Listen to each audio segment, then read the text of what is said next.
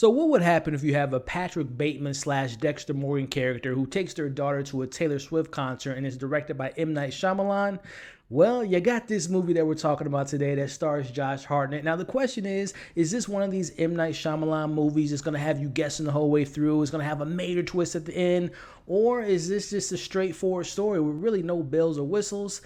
Well, we'll be discussing that and much more in today's spoiler-free review of Trap.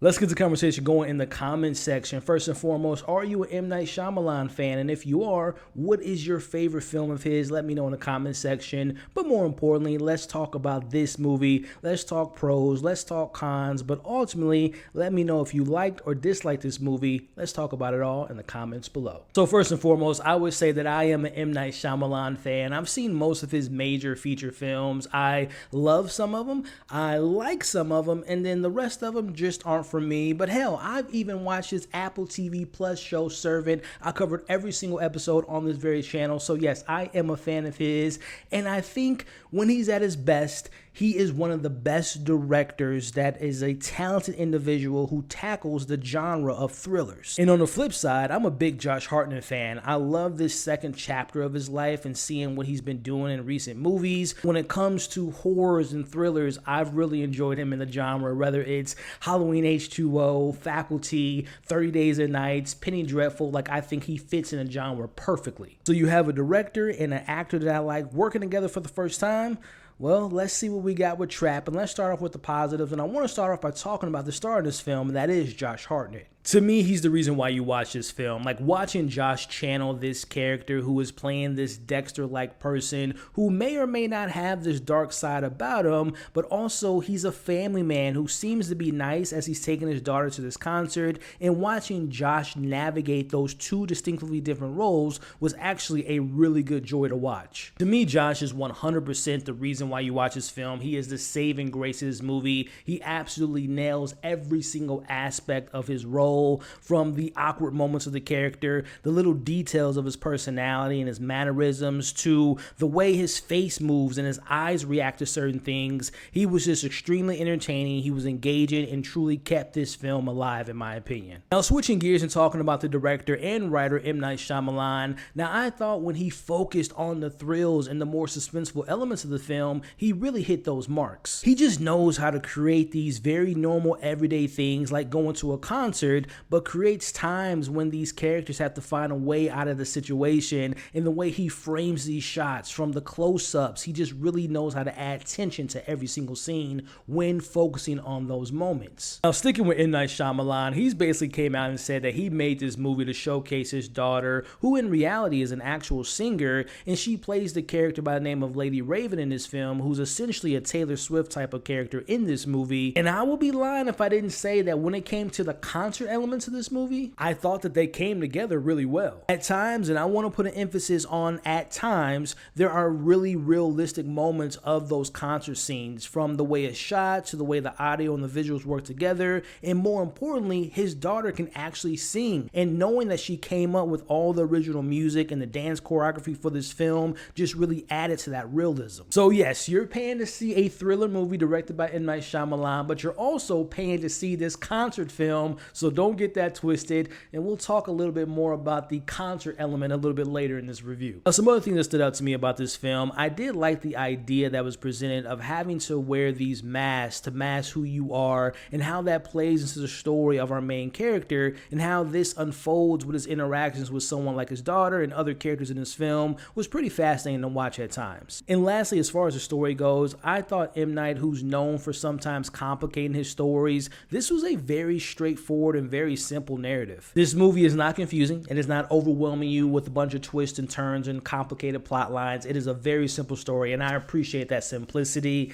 Now, unfortunately, that's where my positives are going to end. Transitioning into my criticisms, first and foremost, I gotta say, I don't know who this movie was made for. Like, I don't know who the target audience was, because this was a very tamed PG-13 film. I found the tone to be so messy in this movie. Like, M. Night Shyamalan always finds these awkward moments of levity, and sometimes it works in his movies, but other times it kind of falls flat for me, and in this film, it really fell flat. Like, there were occasional laughs that I have with this movie, but for the most part, when the film tried to get some levity and try to have these character awkward moments, it just kind of took me out of the scene. Which, to that note, I found the dialogue in this film to be so wooden and so bland, and a lot of the delivery, besides Josh Hartnett, was just bad from the supporting characters. Which actually goes hand in hand to how I felt about the acting. Now, this doesn't include Josh Hartnett, who, like I said, was great in this film, but I think of the supporting characters like his daughter, for example, who I did not think had the best type of acting moments. Like when she played a girl who was excited and at this concert with her favorite artist, like she played to those moments well,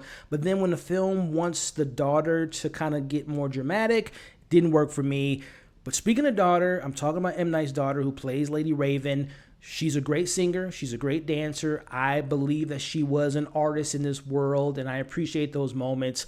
But then the film switched gears, and it really focuses on her character, and she has a much bigger role than I anticipated. And I'm just being honest with you all, when the film relies on her to give you drama and to really believe in her character, the acting wasn't great. I don't want to turn this into a rant video, so I'll just end by saying that I found the film took very long to really get going. It really suffers from some really bad pacing, especially at the beginning. And if I'm being honest with you all, there were so many moments, I mean countless moments, where the logic in this film was just non-existent. Now, I'm mainly talking about some of the things that's taking place at this concert. Like, remember, Lady Raven is supposed to be like this Beyonce, Taylor Swift type of character, and as I'm watching certain things happen, I'm thinking to myself, has M. Night Shyamalan ever been to a concert? Because some things that happen at this concert are completely unbelievable. And when we go outside the concert, I won't go too deep into what happens outside the concert, but when we step out of the concert, it becomes even more ridiculous on things of what happens and how certain characters are able to get so close to certain characters. It was very laughable at points. Now, last points I want to mention with my criticisms. I said to myself as the film was entering the third act, if they could somehow find a way to land a plane, if they could stick the landing, I could be more forgiving to some of the shortcomings and the things that I mentioned earlier. But unfortunately, when it comes to the end of this film, I think it's going to be a make or break for certain people. And for me, it was a break. I did not like the ending at all. All I'll say is lack of character development, especially from supporting cast. And then there's this character that's introduced pretty early in the film that really doesn't have much to do, but they case out certain characters. That character was pointless. And the whole backstory involving Josh Hartnett's character and I'll just say parent issues just really fell flat for me. And one more thing I'll say about this. This film is pretty hard to market, and as it pertains to the trailer, if you've seen the trailer, you've pretty much seen most of the film, and I just want to give you guys one tip that can save you. Just watch the movie. If you've seen M. Night films, I know he's known for twists and turns and big surprises. Don't try to find a twist, just watch the movie, because I'm just going to give you guys a tip. Do not expect a major twist with this film. As I said earlier, I appreciate its simplicity, but there is no major twists and turns to look forward to. Just watch the movie. That's a tip from me to you. So before I give you all my overall score, I want to take this time to thank you all for making it to this point in the review.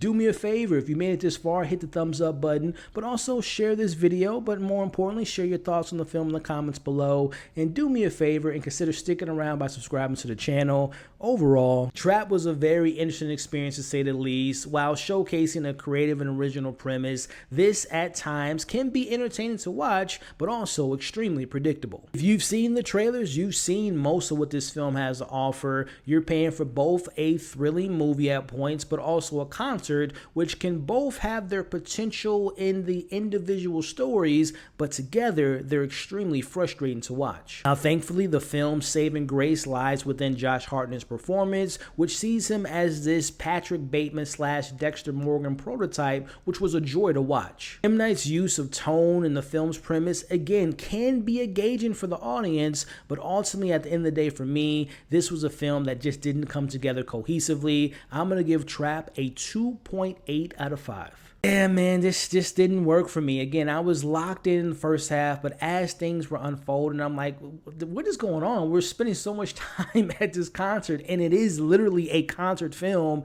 And then once we get outside the concert, I'm like, this is just so unbelievable. And again, there's no twists and turns. It is a pretty straightforward narrative, which I can appreciate. But I'm like, okay, when is it gonna hit? When is it gonna hit? When are they gonna pull the rug under you? And it never really happens. And as it really unfolds, and you get to the ending, I'm just like, I was trapped in watching this movie, so I'm going to end it there. 2.8 out of 5 for me. It just didn't work for me. But hey, if you liked it or if you loved it, good for me. Good for you, I should say. Let me know your thoughts on the film in the comments.